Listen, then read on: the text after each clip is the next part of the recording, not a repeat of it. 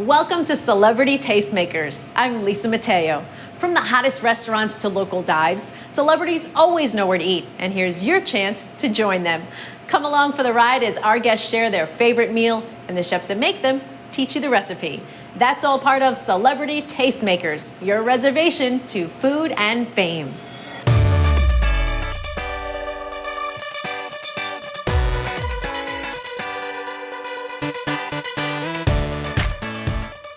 In what many would consider a short amount of time, Sofia Black-D'elia has shared the screen with an Oscar-winning actor and some of the most well-respected directors, writers, and producers in Hollywood.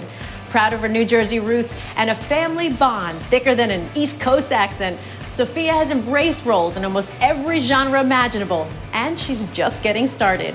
We're riding with the Sofster, Sofia Black-D'elia, a mover, a shaker, and from this point on, a tastemaker.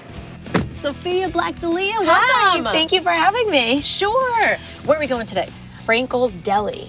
A deli. This is a first for tastemakers? Yes, first deli. What are we having to eat? Salmon tartare on a bagel. A New York kind of thing? A New York kind of thing. Yeah, love it. Only something you can get in New York for sure. All right, let's go. Let's go. In a relatively short amount of time, you've earned roles in dramas, action movies, sci-fi thrillers, and now with the Mick, comedy. Yeah. I think that I'm attracted more to characters than genres or scripts or mediums. So if I like a girl that I read, it doesn't really matter to me if it's in a sci-fi movie or if it's in a dramatic television series. I just want to like the person that I'm playing, and I want to like the people that I'm working with. Mm-hmm. So I think that when you come at it from that perspective, then you kind of can do a bunch of different weird things and tip your toe in a lot of different kinds of waters. Beginning with All My Children. Yeah, first job. Yes, and earning a role at MTV Skins. Mm-hmm. Did the perception of acting live up to the reality? I've kind of grown to love different aspects of it with every job that I have and with every class that I take, with every new actor that I meet, and kind of grow with it. What I've loved about this job is that I never knew what it was going to be like. Sometimes it's been harder than I could have imagined, and sometimes it's been easier and more fun than I thought. So it's like constantly surprising me, and I feel very lucky to have a job that does that. Taya on Skins, you fell in love with acting and playing a complicated woman. Yeah, Taya was kind of the first real character that I got to play, which is not to say anything about soap operas, but with Skins, it was the first time I got to play a real character, and I got to see how a writer's room worked and kind of fall in love with the cast, and that's what made me want to go to school, really, was I did Skins and I realized I had no idea what I was doing, and so I got myself in an acting school, and I think that's where I really fell in love with acting as a craft. Do you feel like you perform better in roles that you have to research, or someone that's more like yourself? That's an interesting question. I don't think that I have a preference. I try to find things in every character that I play that's like me, so that there's a bridge. Once I cross that, I can kind of make stuff up. But I think it's always fun to play somebody that is very dissimilar to you, because if I really liked being myself, I wouldn't want to be an actor. So it's always fun to kind of dive into somebody else's world and figure out what makes them tick. But I do try to find a piece of me in all of them. Who do you think has been the closest to you, the person? I played a character named Emma in a movie called Viral, which was one of the best experiences I've ever had as an actor. And she was very similar to me and dressed like me, and I kind of got to improv a lot of comedy through her. And I don't know that I would like to do that all the time, but for that specific movie, it was fun to ground that with a character that was very close to home. What do you think has helped you out more in your career, your training or life experiences? The things that I've learned at school I could have never learned in life, and vice versa. And I don't think that you have to have both for everybody, but for me it was definitely necessary. I learned to trust myself at school, and I learned to have fun, to simplify, and then being on sets and being around other actors that are far better than me and far more experienced, I learned how to behave and how to deal with kind of the low points of being an actor and all of those things. So I think they've both been really helpful for me as an actor, and also just as a person having a career that's really weird. You received your acceptance letter to college at the same time that you landed a role for Skins. It's true, yeah. And then you're stuck there trying to explain to your parents, this is what you want to do. Weirdly, my parents were more assured than I was that taking Skins was the right thing. So they were kind of more my friends than my parents in that moment. Well, you can see it on your first appearance of Jimmy Kimmel. No, yeah. You talked about how important your family is to you. Everybody that knows me and knows my family, they weren't surprised at all that that's where that conversation led. But Jimmy had seen a few pictures of my dad, and they'd heard a couple of stories about him, and he is the biggest character that I've ever known. You guys have a tight family bond. Yeah. Does that ever play out on the set of Mick? On the Mick, the family is so dysfunctional and hates each other so much that I don't think I could really use my family as prep for that, because they're so wonderful and we really like each other. But I think that's part of what is fun about being on the Mick. That show couldn't be farther from my life. But it's also fun to play a girl that's kind of like really stubborn and really hates everybody around her and is rude to her siblings and is arrogant and all of these things that hopefully I'm not. Do you know someone like that? I know of more than a few, unfortunately. But so that's really fun for me to be in a family unit so different from my own. And what's it like on the set? Because the show is hilarious. Caitlin Olsen, who plays Mickey, is such an idol of mine and has been for many years. And I've always loved It's Always Sunny in Philadelphia, and I've always loved her performance on that show. Sometimes I find myself just sitting behind Video Village and watching her do something and trying to contain my laughter and also my amazement that I get to work with her. And Scotty, who plays Jimmy, totally has my number and can just make me laugh like nobody else can. And sometimes Caitlin will just do things until I break. Then she'll be like, okay, I just wanted to make sure that was funny, we can move on. You know, it's like a meme game. Yeah.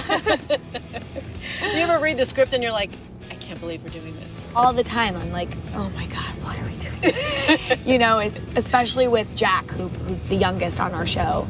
Some of the things that they've written for him are so outrageously funny and so far from anything I've seen on a family comedy on a network television series that I actually can't believe we're getting away with it. You shared the screen with Morgan Freeman and Ben-Hur, Riz Ahmed in The Night Of, and you've worked alongside people like Michael Bay. Yeah. What life experiences have you taken from that? What I've learned from a lot of the actors that I've gotten to work with that are more experienced than me is to kind of protect your work, and that you can do all of your homework and take the work very seriously, but it's really important to have as much fun as possible. And that, I think, shows on screen when actors are able to let go and get out of their own heads. And that's something that I maybe wasn't so good at in the beginning that I feel like I've gotten better at. Why do you enjoy playing roles of women who have something to lose? Because it makes them more human. Female characters that are my age are seen through the eyes of a male protagonist, and so there's something to gain for them as opposed to having their own things going on. They're usually in service of a male character, and so I've been very lucky to mostly play female characters that have something to lose, have something to gain, have an obstacle in their way, have a real personality, have flaws. They're not perfect. They're not just a badass. They're not just this or just that. I think that the greatest privilege an actor can get is being able to choose characters that mean something to them. And I'm not quite there yet, but I'm getting there now, more so than I was in the beginning. So I think that's why I like playing female characters like that, because they feel like real people. You mentioned your dad's a judge. Yeah. Did you even have a chance growing up to argue with him? You'd be surprised. I'm actually the best at it in my family, I think. Really? Yes. My mom tries to argue with him, not great at it. My brother tries to argue with him, not great at it. I really pride myself in being the only person that gets close to winning and arguing with him. Nobody ever really does, because ultimately he always just thinks that he's right. But I do try. So I argued with him quite a bit, and I'm actually very happy that I did. So are you daddy's little girl? I am daddy's little girl to an extent, but like, I need my mommy all the time, you know? She's the one I call in the middle of the night sobbing about something stupid, and she's like, all right, tell me what happened. Here's something you said. You're getting all the crazy out in work so you can be nicer in real life. Yeah, that sounds like me. What's the craziest and what's the nicest thing you've done in life? The craziest thing is that I still am an actor, and the nicest thing that I've done, I hope I haven't done it yet.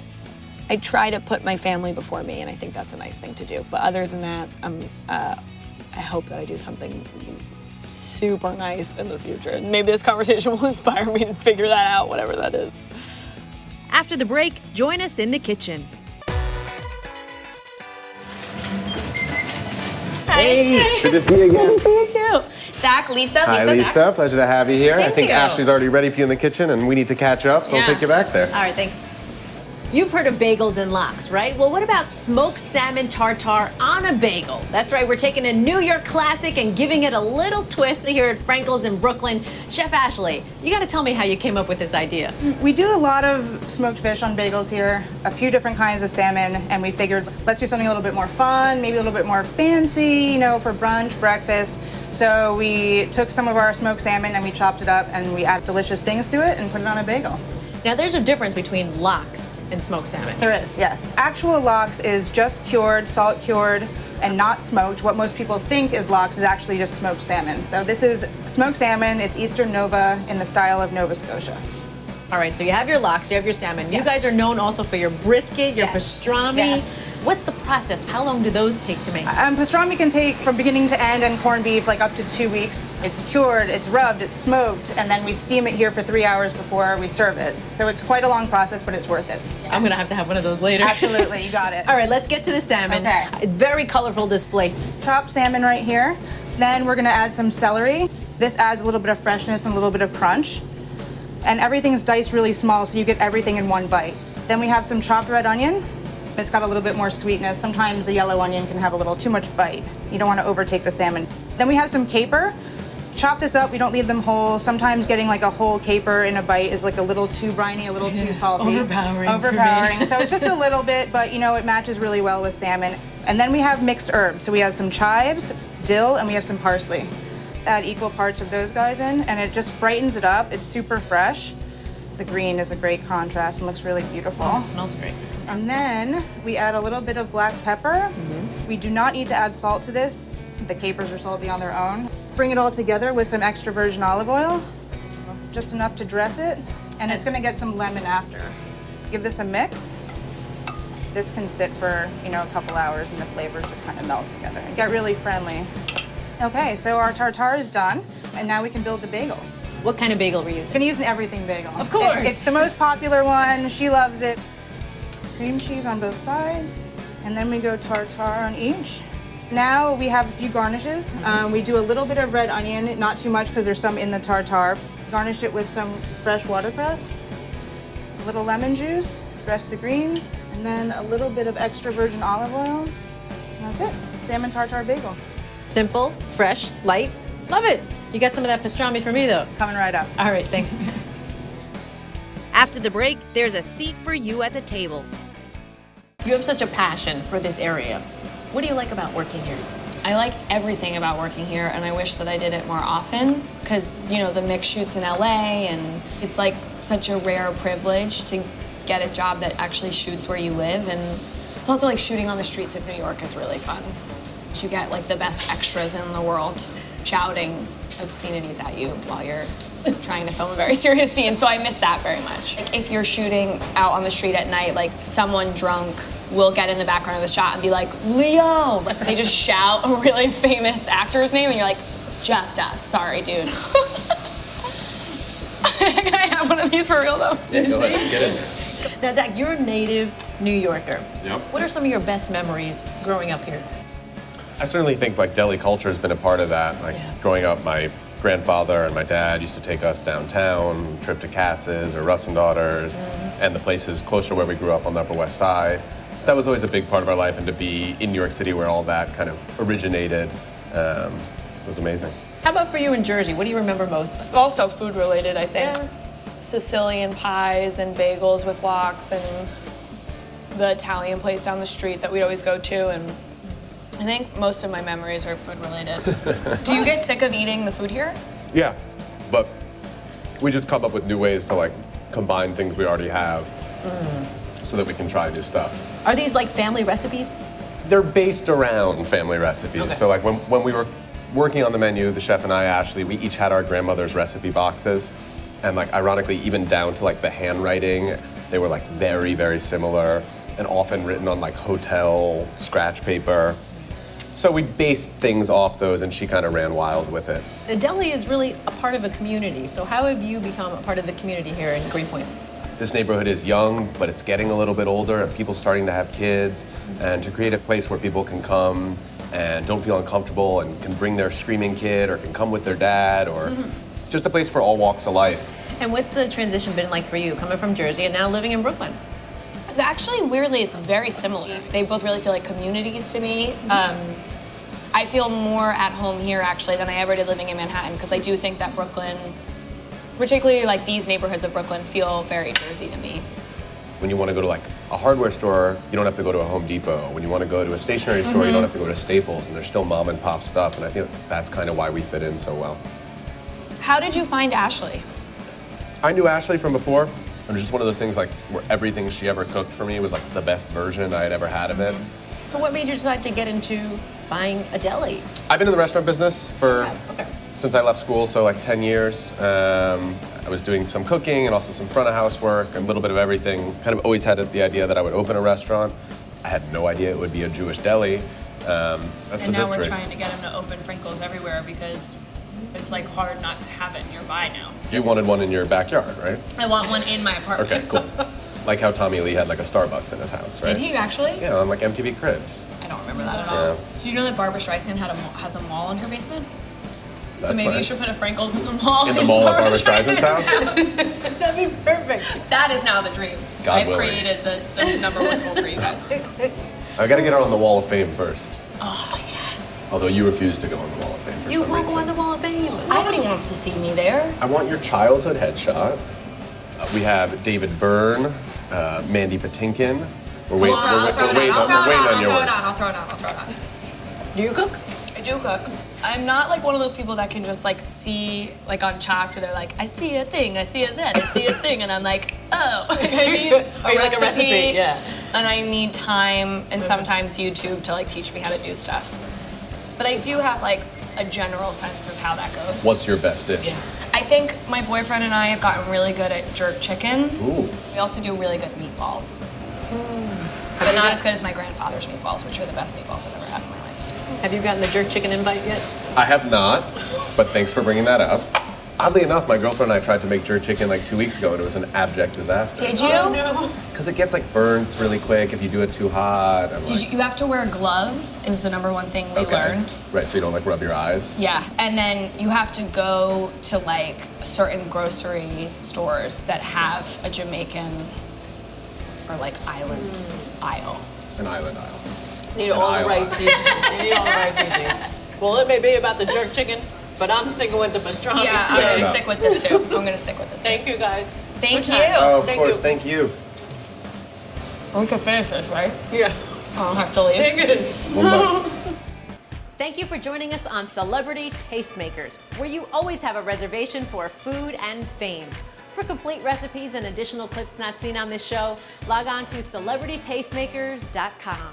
Until we eat again, I'm Lisa Mateo.